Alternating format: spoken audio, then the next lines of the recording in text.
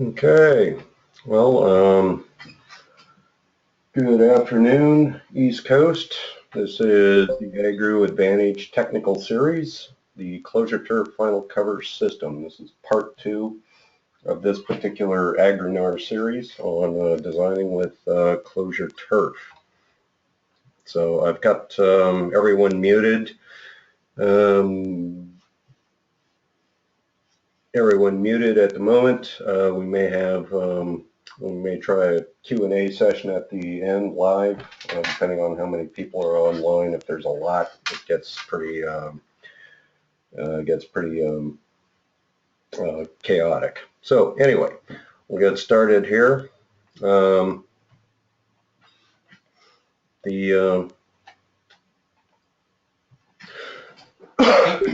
this is designed with ClosureTurf, engineered final cover system. It's a fully tested long-term final cover system.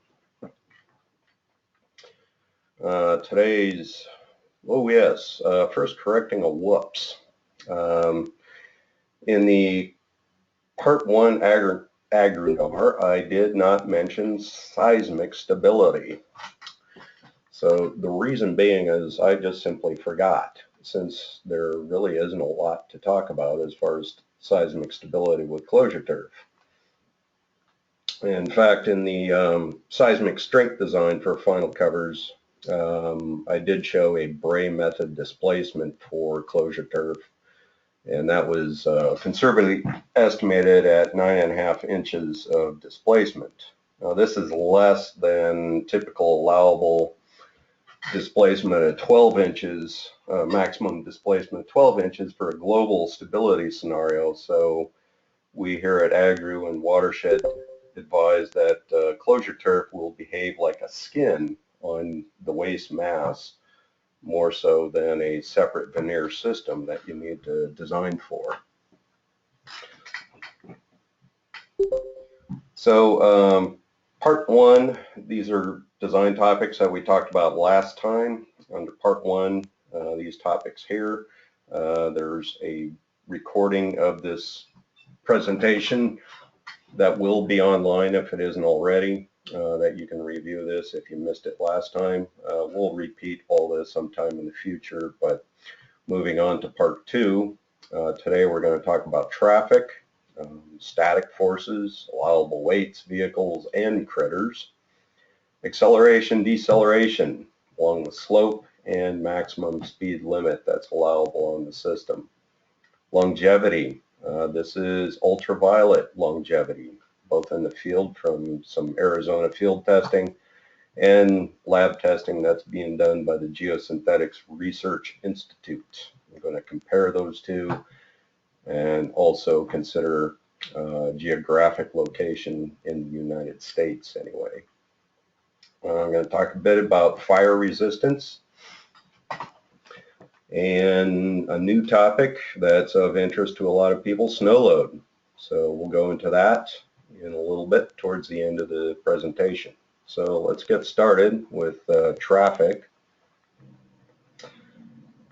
Common question we get is, can I drive on ClosureTurf? Well, the answer is yes. Not like this, but yes, you can drive on ClosureTurf. Using equations from Kerner's textbook, Designing with Geosynthetics, which I have the 6th edition out, or could be a 7th edition out for all I know, I haven't checked, but using those equations, we can demonstrate allowable vehicle stresses on the system. To do so, we're going to consider 2 different vehicle types. I'm calling a light vehicle a pick-em-up truck. I'm going to assume tire pressure of 45 psi, which is actually a little high for typical trucks used for monitoring and maintenance and all that kind of thing. And then we're going to consider a heavy vehicle, a fire department water tender. Assume tire pressure of up to 120 pounds. Now, the reason for this is a project that I designed using ClosureTurf. The local fire department loved the site because it had a great view of the canyon down below, and hence the site made a great incident command post. So they wanted access to the top deck of the facility in case of wildfire in the area. So we had to design access for these type of vehicles on the ClosureTurf system. Now how it works under one of these tires is you got the tire pressure pressing down onto the system, and we're going to consider burst resistance of the geotextile, the tensile strength of the geotextile component in ClosureTurf, puncture resistance, and then puncture resistance of, say, the structured geomembrane component, which is the only geomembrane component we would recommend to have under traveled ways or intended traveled ways of this system, and then braking.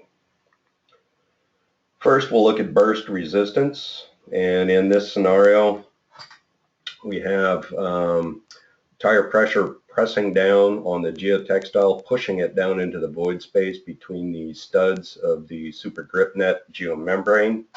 And the concern here is that geotextile may burst as it presses into this void.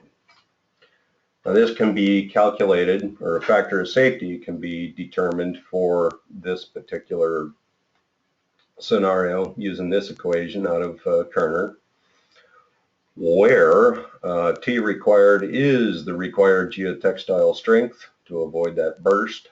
T allowable is the ultimate geotextile strength reduced by a reduction factor here of 1.5 to allow for installation damage. And then P sub test is the geotextile burst strength, a Mullen burst of 150 psi, which is a bit on the low side. And then D sub test is the test device diameter, 30 millimeters. P prime is the tire pressure within ballast veneer, and that's either at 45 psi or 120 psi. And then D sub V is the void space of the super grip net studs, or the IDS system studs. This is measured from, I took these measurements from a 50 mil linear low piece of super grip net, and they're 600 millimeters or 15.2 millimeters. For tire pressure of 45 psi, the factor of safety is 4.4, so all good. For the water tender, tire pressure 120 psi, factor of safety is 1.6. That's good, but it's also good not to have fires often. This is not a vehicle I want on top of that particular site. But again, how do you tell the fire department no? Tensile strength. Will the geotextile fail in tensile mode if, say, those two studs were to deflect away from each other, thereby putting a tensile force in the fabric? We solve this this problem using this equation, where T sub required is the required grab tensile strength. P sub prime is tire pressure again, void space. And then F sub E is a strain function of the deformed geotextile, which according to Kerner takes on this shape, where B is the width of void between the studs, 600 mil, and Y is deformation into the void, 130 mil, or this distance here, the height of the studs. So for 45 psi, T sub required is 11.1 pounds, and for 120 psi, we need 29.6 pounds. Now, calculating the factor of safety, T allowable is 115 pounds. That's the tensile strength of the geotextile fabric. We're going to reduce that with a reduction factor of 2.5 for installation damage and creep. So we got a factor of safety of 4.1 at 45 psi, 1.6 at 120 psi.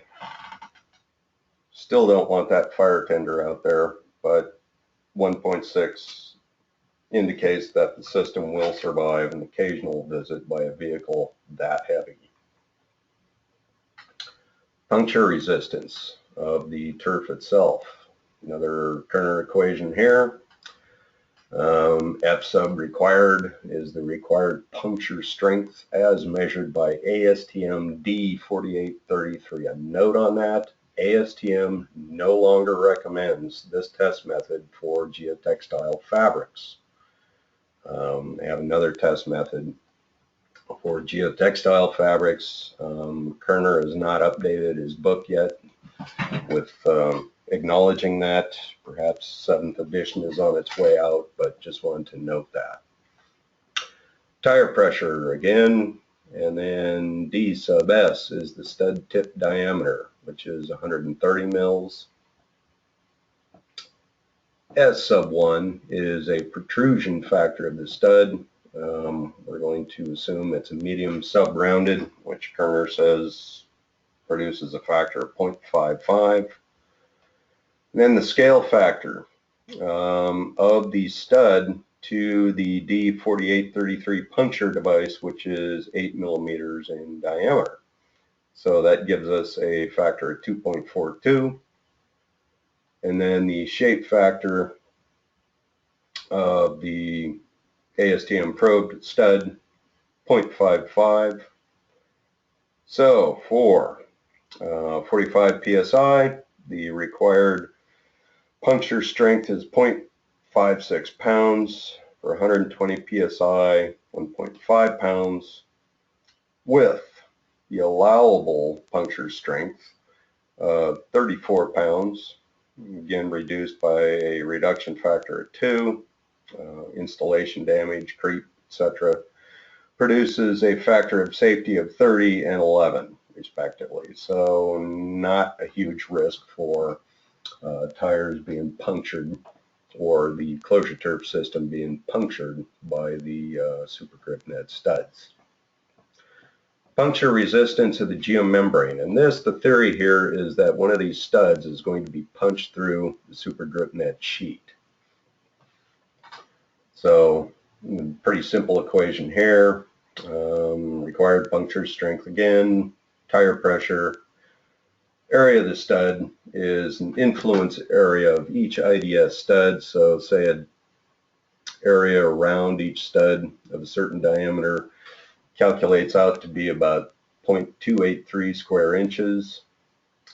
S sub S is a scale factor again of the excuse me, the D48 puncture device to the stud, 1.03. So for tire pressure of 45, required puncture strength is 12.7 pounds. 120, 33.9 pounds, with a maximum D4833 puncture of 55 pounds for a linear low 50 mil Super Grip Net sheet. Factor of safety is 4.2 and 1.6 respectively. Yeah, try not to have water tenders on your site if at all possible. Braking or deceleration. Well, in this example, we've got several forces at work here for the vehicle. Let's start with the F sub R, the frictional resisting force. And this is friction force between the turf and the IDS system. So we've got the weight of the vehicle, weight of the roadway surface, or actually the weight of the sand, the ballast sand, by the cosine of the slope angle and then the tangent of the friction angle between the turf and the IDS system. Here I'm assuming that the tire and the turf are in perfect contact and they don't slide against each other, but rather the turf would slide against the IDS. F sub A is the adhesion resisting force, and like all equations, we're going to disrespect it and ignore it. F sub D is the driving force, and this is simply the weight of the sand ballast, the weight of the vehicle by the sine of the slope angle for static, and then all that plus F sub B for dynamic, or the braking force of that vehicle.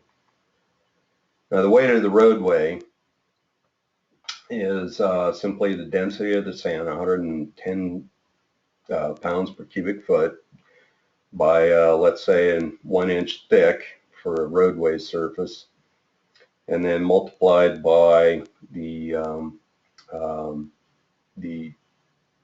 area of the tire contact. And I'm calculating tire contact for a water tender truck. Let's say it's 10,000 pounds per tire divided by that tire pressure of 120 psi.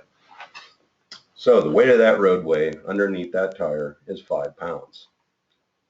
And then, of course, the vehicle tire load, 10,000 pounds for a dually rear axle. Slope, let's keep it at 10%. That's pretty steep for vehicles anyway, but we'll go with 10%. And then the friction interface angle between turf and IDS is a residual angle of 33 degrees. Now F sub B is simply the weight of that vehicle times the deceleration force, or A in there, alpha, that acceleration constant divided by gravity.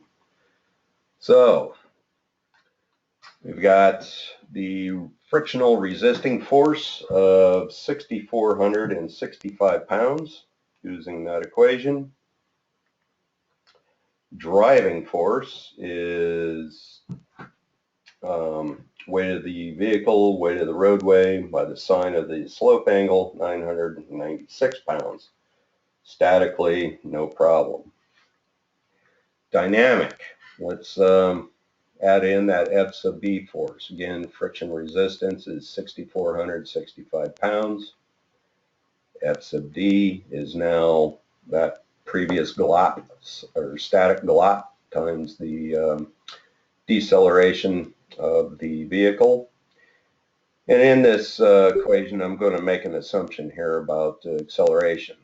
I'm going to assume that the vehicle is moving at 15 miles per hour and comes to a dead stop within 2 seconds. That implies the deceleration is 11 feet per second squared. We'll divide that by gravity, multiplied by the weight of the vehicle, not the roadway, but just the vehicle, and we come up with a driving force of 4,412 pounds, or dynamic factor of safety of 1.5. Seems to be a common factor of safety for this water tender vehicle.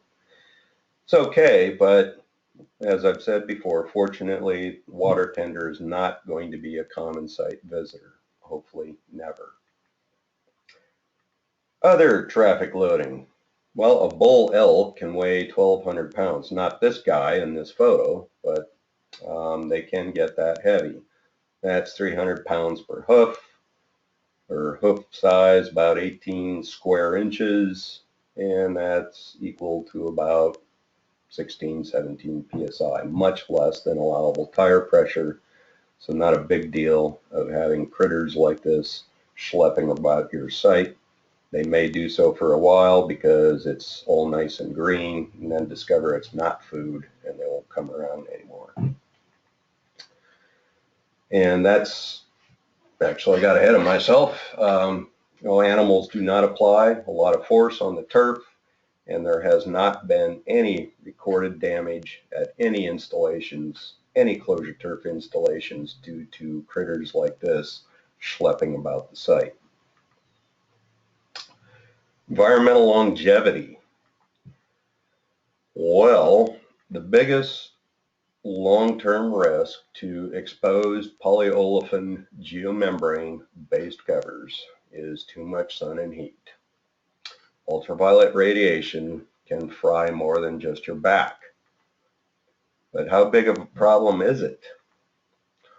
Well, Geosynthetic Research Institute has been testing several geomembrane types in their laboratory. This has been going on for several years now. Down at the bottom of the slide, you'll see a couple of references, GIR report number 42 and 44. Those are available only to members of the GRI. There is a publicly available white paper number 6 that is hot linked here, so you can pop that up from the PDF version of this file. Of all the geomembranes, high-density polyethylene has the highest UV resistance with a half-life of about 50 years based on their preliminary results. And what's half-life mean? Well, simply 50% of its tensile strength or elongation property is still remaining. Is that end of life? Well, it depends on the use, and we'll get into that in a little bit. The common denominator between field and lab data is not necessarily time of exposure, but the level. To control variables, GRI is testing at a constant temperatures, plural, with a nominal 40-watt ultraviolet bulb for 20 hours per day, and this is according to procedures in ASTM D7238. 40 watts of ultraviolet is equivalent to high noon on the summer solstice, or June 22nd, at Tropic Cancer here in the northern hemisphere, or December 22nd in the southern hemisphere. Us here up in North America, we will never ever see this level of UV radiation. It's going to exist here and then along here in the tropic zone down to here. But here we're getting deflecting blows of solar energy hitting us, and we'll look at that in a minute as far as what it means for continental US. Here's the solar radiation spectrum. Most of it's visible light, of course, a lot of infrared, and then a little bit of UV down here. The yellow is the energy that's at the top of the atmosphere, red being what's hitting at sea level, and then the black line, black body estimate. You'll see that UV radiation is absorbed in the atmosphere by ozone, and then infrared, oxygen, water vapor, and carbon dioxide. Where UV exposure in the most critical wavelengths occurs doesn't matter as much as when it occurs. Here in the northern hemisphere, you'll see makes a lot of intuitive sense, higher in June than it is in December. Now, the UVA 340 lamp made by Q Labs, and which GRI is using in their experiments, very closely simulates solar UV radiation to a wavelength of approximately 340 nanometers, and then begins to drop off here, as you can see. One thing to note on here is polypropylene and polyethylene have different critical wavelengths. So here's polypropylene, here's polyethylene. Critical wavelength means as this energy in these wavelengths below, say 370 for polypropylene, this energy gets into the polypropylene polymer matrix and begins to break chains. So any energy in lower wavelengths is what starts polymer scission within these resins. So polypropylene will absorb a lot more chain breaking energy than polyethylene, which may explain why polyethylene lasts longer in UV radiation. Now, resin degradation occurs in 3 stages. There's the antioxidant depletion time, stage A, which is basically flatline. That means the antioxidants are preventing polymer chain scission. Stage B is induction time, where the antioxidants are starting to disappear. And then stage C is actual polymer degradation, when these retained properties begin to degrade. So you lose tensile strength, you lose elongation, and that sort of thing.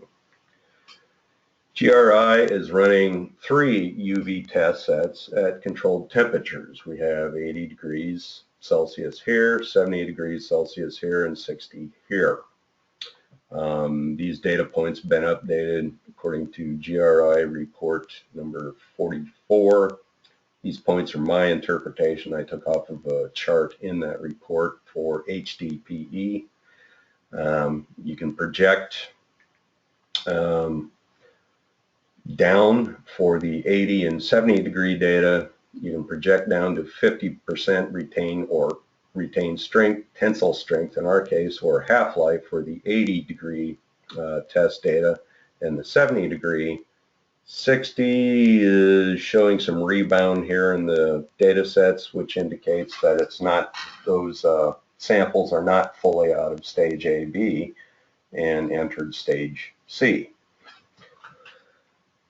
Now these projections will get better as more data points become available, but since we really can't use the 60 degree data set, I'll just use the factors that were published in report number 44.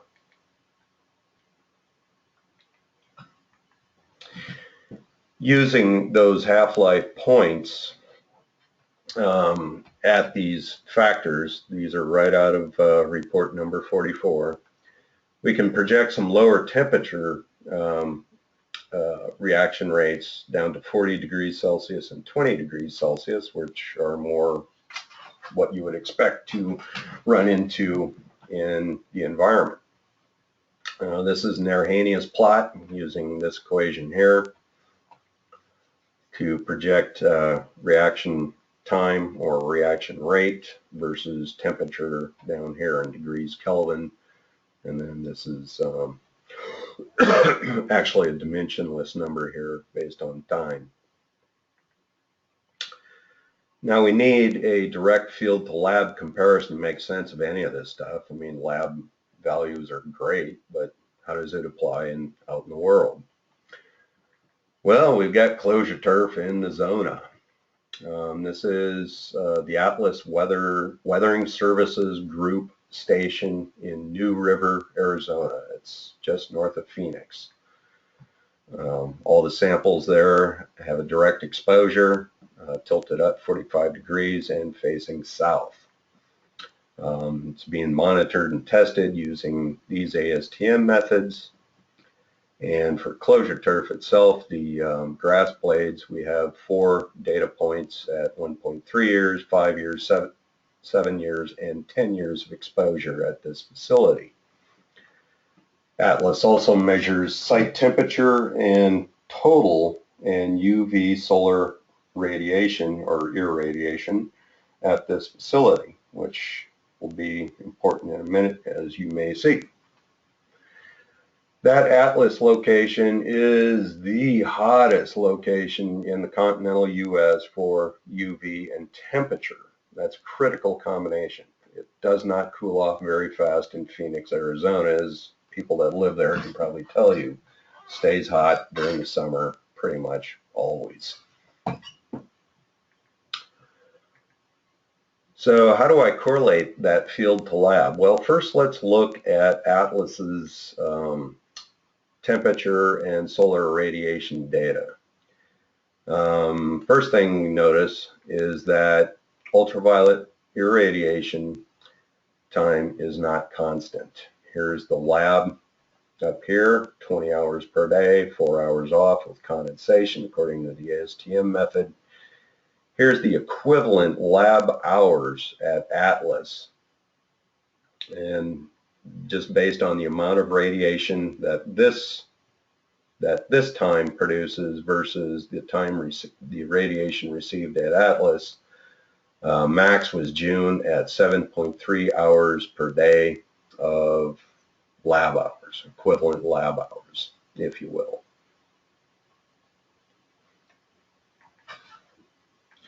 Second, temperature is not a constant. The black lines here, that's ambient temperature as measured by Atlas at their facility there in New River.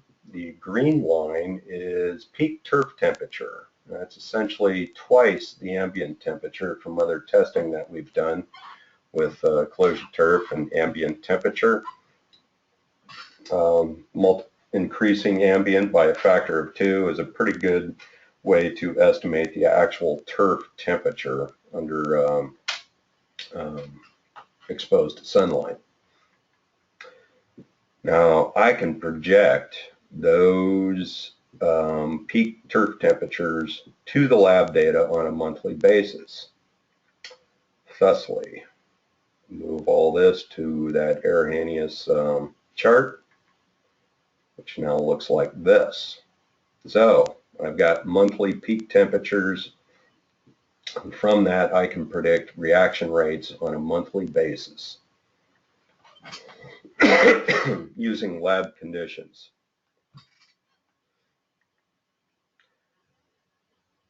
To that, I take all those data points, here they are, those peak turf temperatures, with those equivalent lab hours per day in that previous chart to estimate lab light hours per day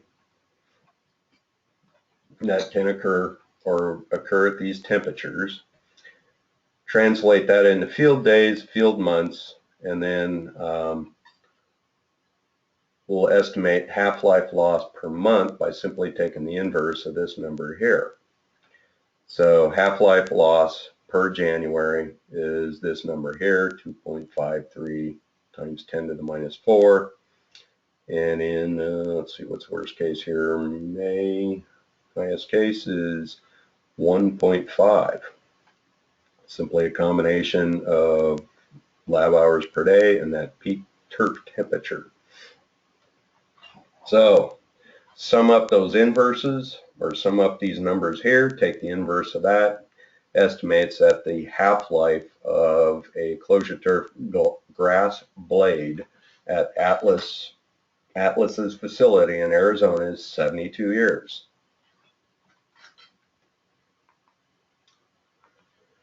Now, how does that estimate compare to the field data?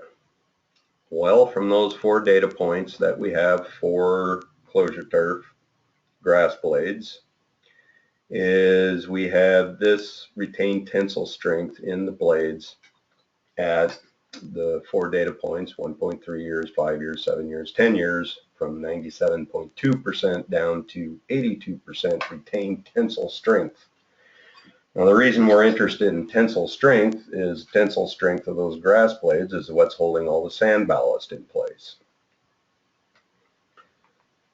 Now, there's 2 projections here. The first one is all 4 data points is along this blue line is projecting out half-life somewhere here around 900 years, basically forever. However, if we discard this point here, assume it's in stage A or B, and that these 3 data points are actually stage C, degradation, the line projects down to 215 years. Now here's where the lab projection I just showed 72 years lands. So what you can conclude from this is using the lab method, you're always going to come up with a half-life estimate that should be conservative, according to this anyway. Now how about end of life? Well, from the minimum strength required in a ClosureTurf high-density polyethylene grass blade is about 15% of its original strength of 20 pounds. And this is based on the force it takes to pull a natural grass blade out of, say, a sandy soil, which is about three or so pounds. So if we're to project from those 3 field points that we have through that lab estimate of half-life, well, it indicates that the end of life for ClosureTurf is much, much, much larger than either that lab or the field projection. We're talking centuries before the system starts to break down. Now, what about elsewhere in the United States? Well, as I just showed, I used the Atlas climatic data along with the HDPE grass blade field testing to use as a baseline. So correlating lab to field data. Elsewhere in the country, there's typical meteorological year or TMY3 data is available from the National Renewable Energy Laboratory, or NREL. These are their locations across the country, continental United States, Alaska, and Hawaii, and I think they even have some out in Puerto Rico and Guam. But anyway, you can use these data points. They have monthly temperatures and total solar radiation anyway, from which you can estimate UV radiation is about 4% of the total. You can estimate what your UV and temperature profile is in these parts of the country. This map was used to produce this map. So you can estimate from here that lifespan is shorter here than it's going to be up here in New England or around the Great Lakes states or the northeast or northwest coast of the continental United States, very long in Alaska, and somewhere in the middle in Hawaii. Now, what part of ClosureTurf is being exposed to solar UV? Well, just the grass tips right in this area here. The area within the sand ballast is subject to thermal oxidation, but not necessarily UV radiation until those grass tips start to break down and break away. Sand starts to move because it's not being held in place by the grass blades. So system degradation will progress down through the sand to the geotextile. Long story short, the material will last for a long, long time. Fire resistance. A little bit into fire resistance, and I assume keeping pretty good time here with everyone's lunch hour. Really no design calculations to show here, just relating some investigation I did myself, and I used this ASTM method to test the resistance of, well, basically asphalt composite ropes for fire from blowing, burning branches or embers or what have you. And I did what was called the burning brand test, and that's section 10 of this ASTM method E108. And there's 3 different brand sizes. There's class A, B, and C. Here's what those brands look like. A and B. A is this here. It's a 12 by 12 size. And then B is 6 inches by 6 inches. And C is just this piece of square piece of 2 by 2 pine stock. I made these Class A and Class B out of basically garden stakes at Home Depot.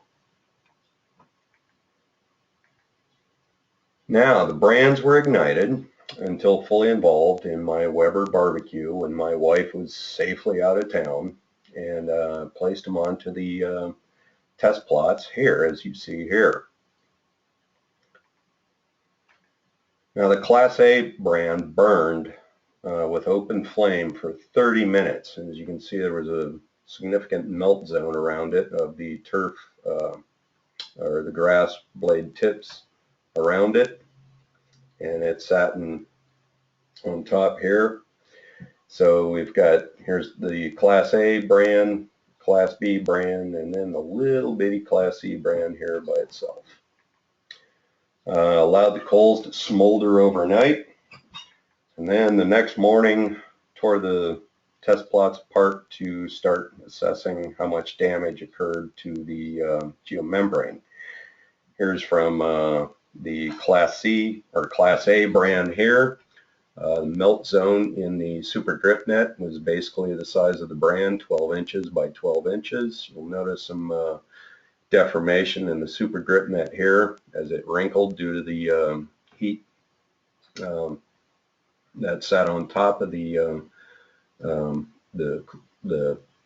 super grip net underneath the burning brand. Here's brand C. Melt zone expanded a little bit beyond its dimensions of 6 inches to basically 7 inches by 7 inches.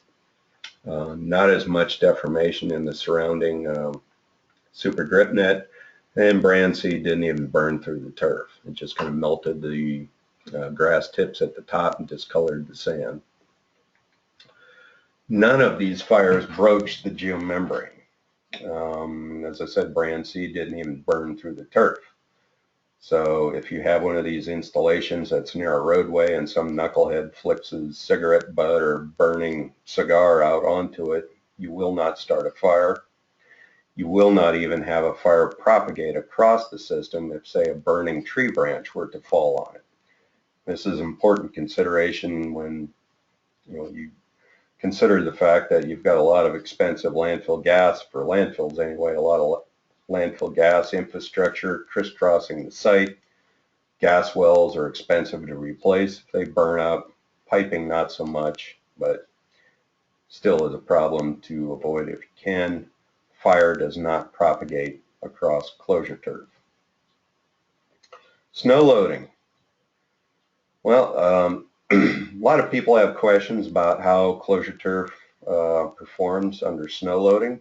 We've got 2 examples here, on the ground examples. This one's in Hartford, Connecticut. So we got some 3-to-1 slopes here of ClosureTurf. Here's the top deck with the landfill gas wells poking up through the top, or solar panels. They're not doing much right now at this point in this kind of weather with the snow sitting on top, but once that sun comes out, it all melts away and they start cranking out electrons again.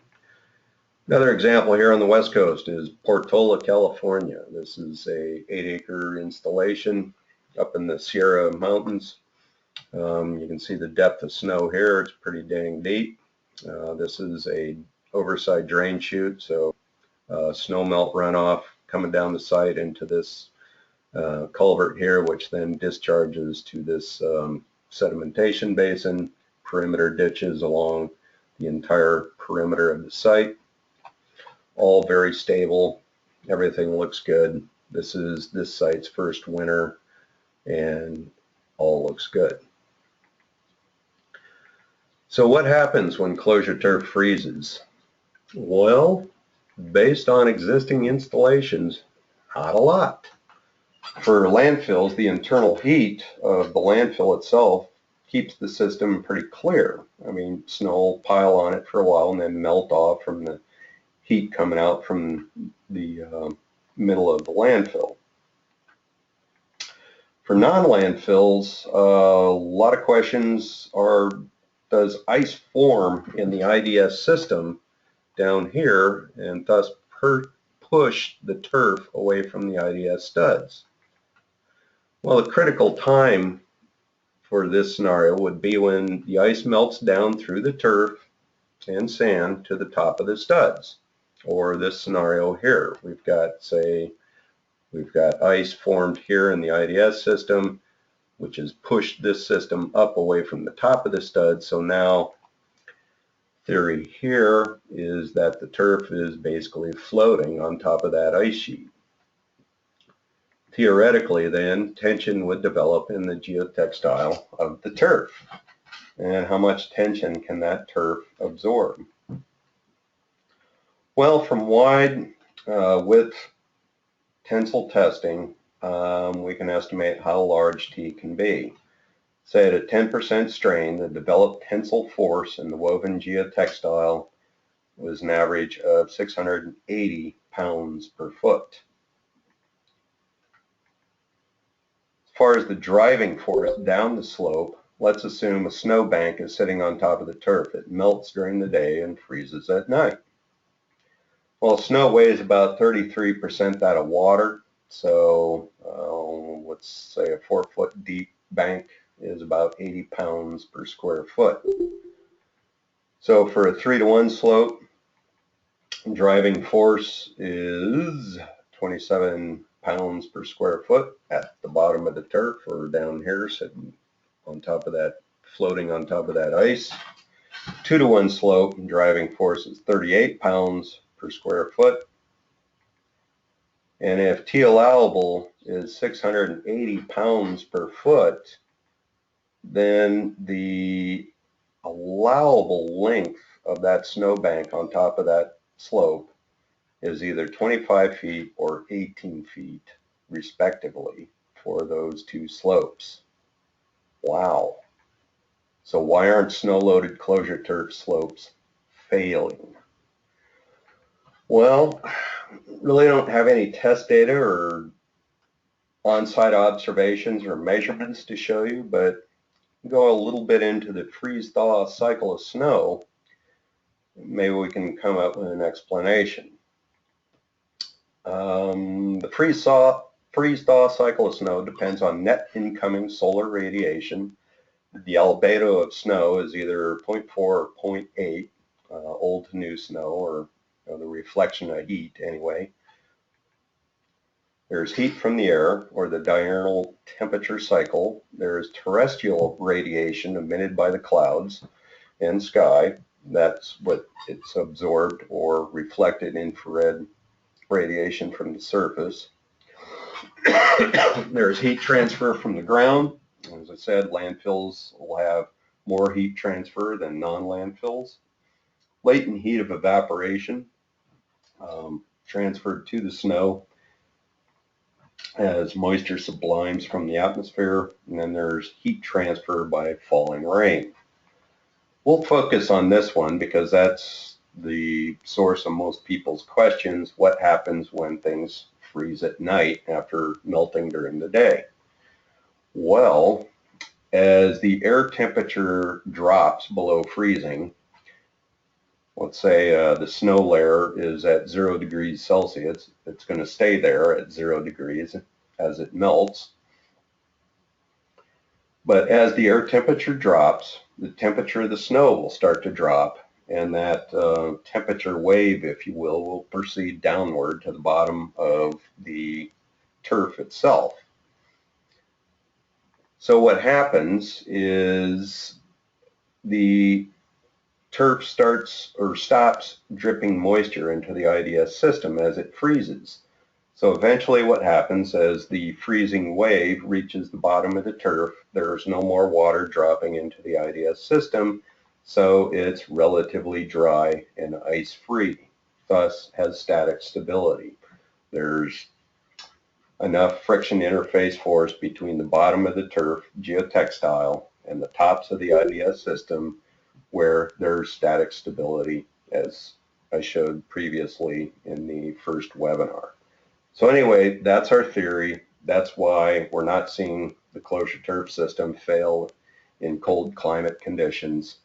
It simply is statically stable even under snow. So that's it for ClosureTurf webinar part 2. Our next webinar will be on landfill gas. So lots of discussion there surrounding this topic. It's pretty complex and was deserving of its own webinar by itself. Talk about landfill gas generation, pressure forces that can develop beneath the geomembrane final cover, landfill gas collection layer, passive venting and active extraction, and then landfill gas collection methods in active and closed landfills. So that's next month. We'll send out an announcement when that'll be. Bring your own nose plugs and air freshener for this gaseous discussion. As always, for those of you needing PDH credit, you can get it from us if you're registered in any of these states with numbers associated. On the East Coast, we cannot offer PDH credit in New York, North Carolina, Florida, Louisiana, or Central United States and Oklahoma. The reason being is those states have pre-qualifications for PDH vendors, which AGRU does not have at this time. So anyway, any of these other states you need PDH credit, feel free to contact myself or Nathan Ivy and we'll get you hooked up. time. I'm going to try something here, and we're down to 36 people. Some have left. We'll unmute. So if people got questions, we'll see how this works, and we'll try to speak one at a time. And everyone's live. So if there's any questions, feel free.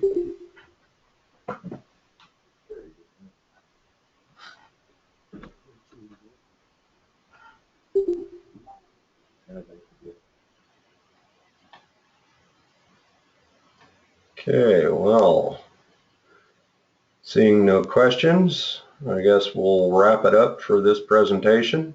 And again, we'll send you out invite for the part 3 webinar or Agrinar presentation. That'll be in March, probably towards the end of March, similar time, either the 3rd or 4th Wednesday of March. And we'll see you then. One question here, available construction traffic loading.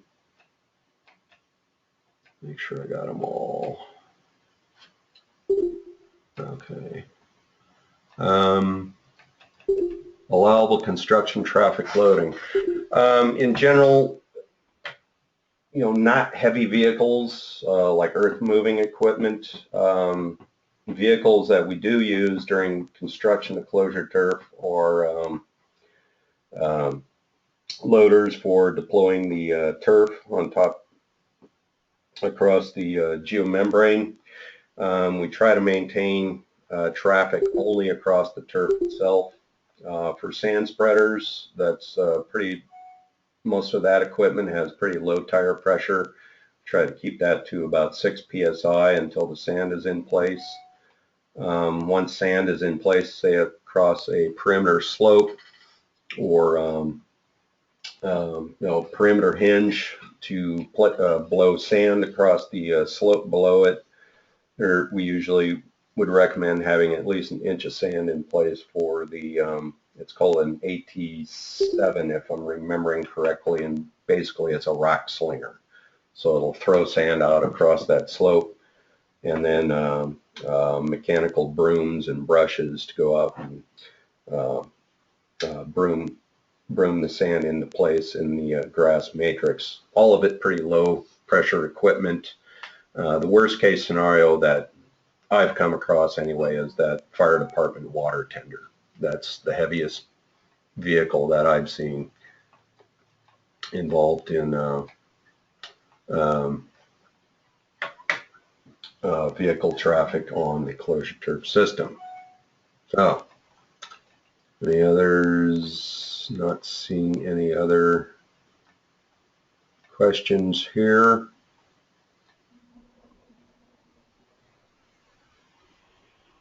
So, if there are no others,